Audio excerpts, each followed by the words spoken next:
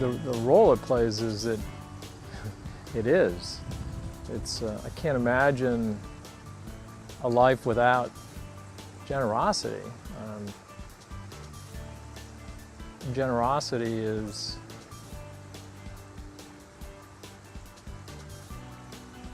the nature of who God is.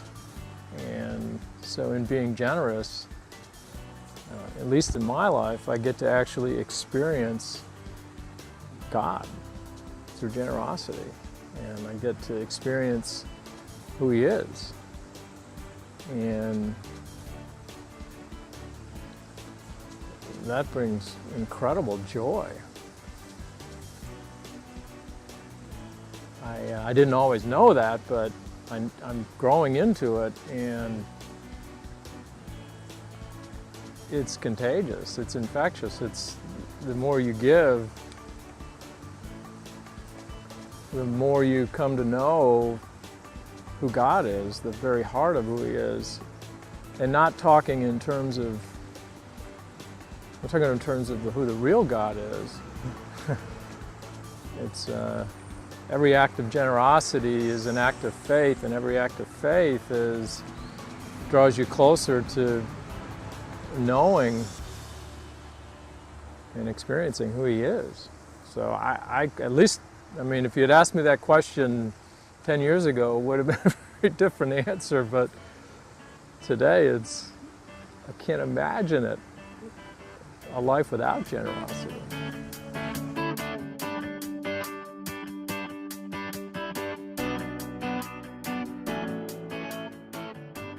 There were a couple of really key markings. I didn't grow up with this. I didn't grow up in a family that was generous. My mother was a generous person, but it wasn't something that we were taught. And probably the most significant moment in my life was about 15 years ago, and I was working for Coca-Cola, and I was asked to go to Africa. And just to kind of tighten the story up, I was down there for a month, and we were doing some research for brand Coca-Cola, and was invited into the township of Soweto, and this was about 6 years after the fall of apartheid. And these townships, which I didn't know, and I learned this when I was down there, were in essence prison camps, and it was horrific what was going on in these townships, where the black Africans were segregated into these towns or small cities that the government could control, and no phone lines, and they were persecuted, and it was pretty horrible stuff, and even beyond what we necessarily experienced in the United States. And so as a part of the research, six years after the fall of apartheid, I'm there working for Coca-Cola, and we go into the township, a particular township, which was Soweto, and we went in to interview a family. And so here I am, a white man, in the midst of all these black people who are just a few years out of slavery, in essence. And so we interviewed this family, and they were really gracious. And at the end of our time, and we're talking dirt floors and nothing, just sheer poverty as we would know in the United States. At the end of our time together, they asked if I would stay for dinner. I was with another gentleman from Coca-Cola who was in his 20s, a black man who was in his 20s. And they asked if we would stay for dinner, and they would go to the market and get meat and cook for us. And in my American way, I said, no, don't really have the time for that, but thank you, but we have to move on. And we left the house and we're walking out to the car, and this young African grabbed me by the arm and said, do you have any idea what you just did? And I said, no. And this is the guy from corporate that this young man is grabbing hold of. And he said that would have cost him a month's salary to go buy the meat and the food for you. And you just turned him down. And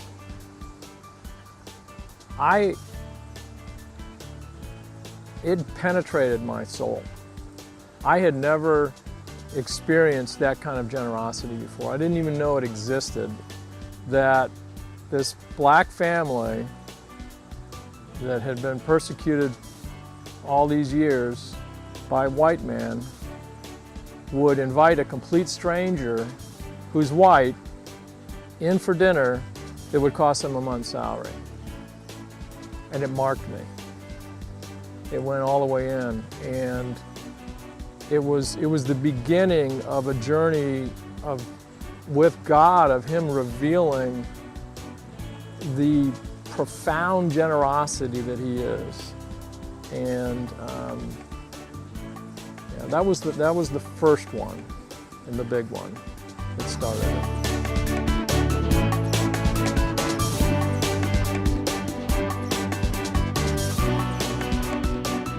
It started with really simple things about invitations to being generous or to giving of myself to others. And they were small things initially, and then they progressed into the need for greater sacrifice and the need for greater giving. And when I say need, it's not an obligation. It's not that. It's an invitation into the gift that comes back from generosity. And so, but it started out pretty simple on whether I would be willing to give time here or give money there. And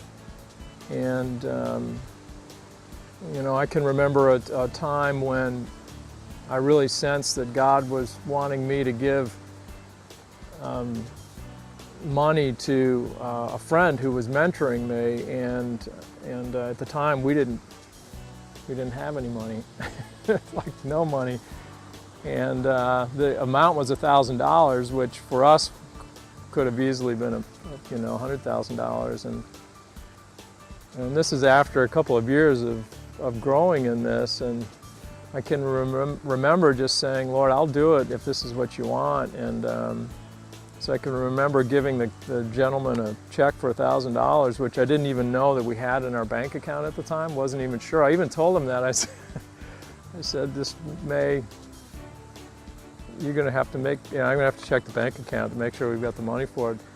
But anyhow, this man had been in ministry for 17 years, and he broke down in tears, and he said, Larry, we've been in ministry for 17 years, and we're at a point now where we needed this more than we've ever needed it. And I'm like, wow. You know, God, I can't believe that you would do that for this guy. And it was a beautiful thing. And then had to have the conversation with my wife about, actually had it prior, but she wasn't really happy about it. But to see the blessing for him, and then the Lord, just a week later, we got an anonymous donation in the mail for $1,000, and it was the foundational beginning of God really teaching that you not only can give your money away when you don't have the money to give away, but you can give yourself away when you don't think you have yourself to give away, which over time led to the revelation in my heart that that's what Jesus did, like to the full.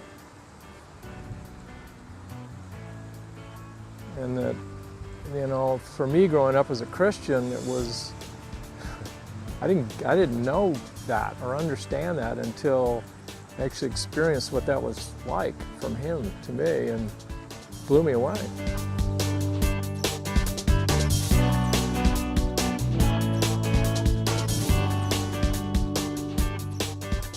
My experience has been that it's a progression. Not to say, I mean, I've heard stories of dramatic,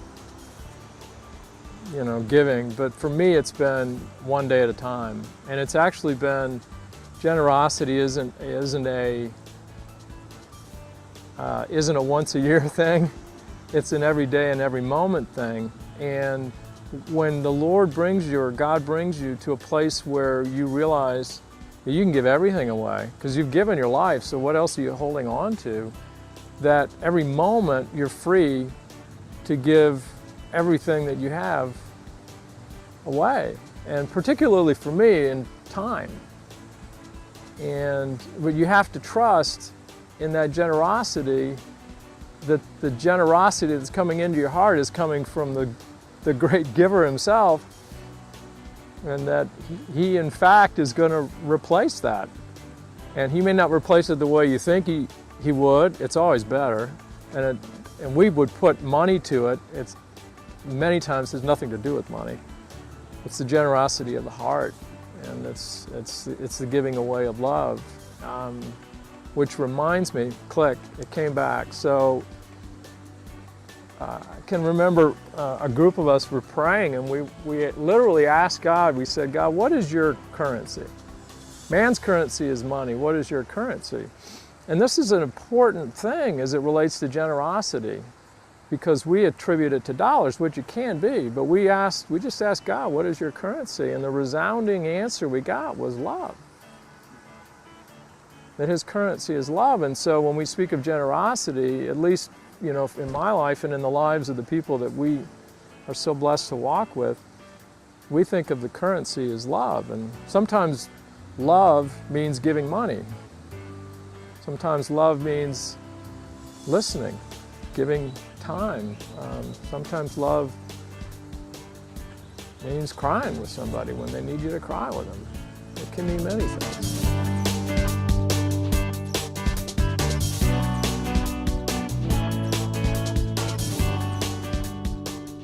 Whatever he puts in you to give away, you give away. So it can be all, we give all three of those away all the time.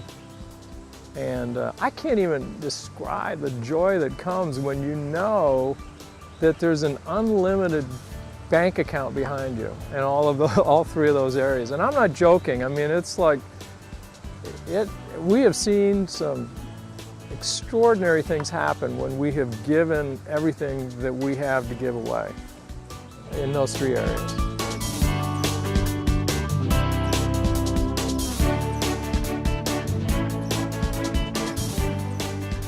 I'm not sure that's the right question.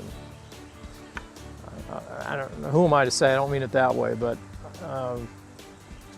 so how, if we were to ask God that question, how would God answer that question? How much is enough? And he says, well, was my son enough? So I don't know.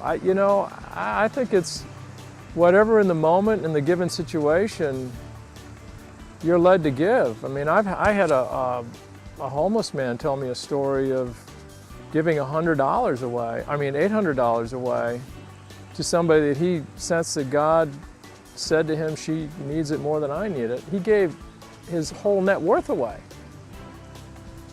out of a love for God. So how much is enough? And I'm not saying that you give your whole bank account away. I'm not saying that. I'm just saying that whatever God asks you to give, you give. Whether it's time, talents, money, whatever it might be. There's incredible freedom that comes with it.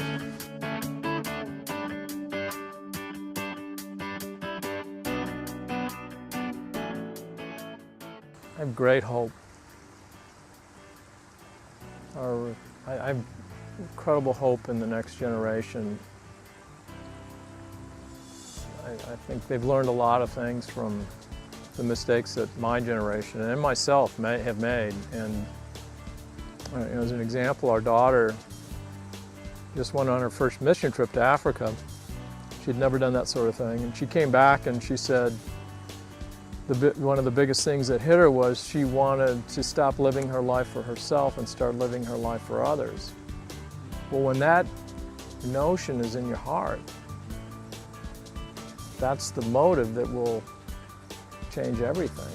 When God puts that in you, it'll change everything. And I think the generation coming up, my sense is they get that more than we got it. And so I have great hope in that. And I think we're going to learn a lot from them.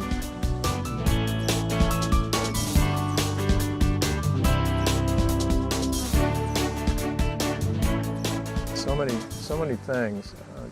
I know one for sure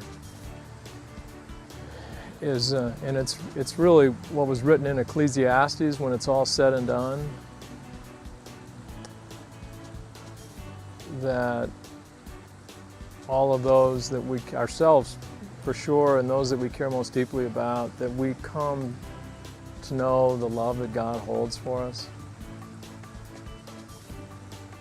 That when you come to know it as He reveals it to you, you'll find life.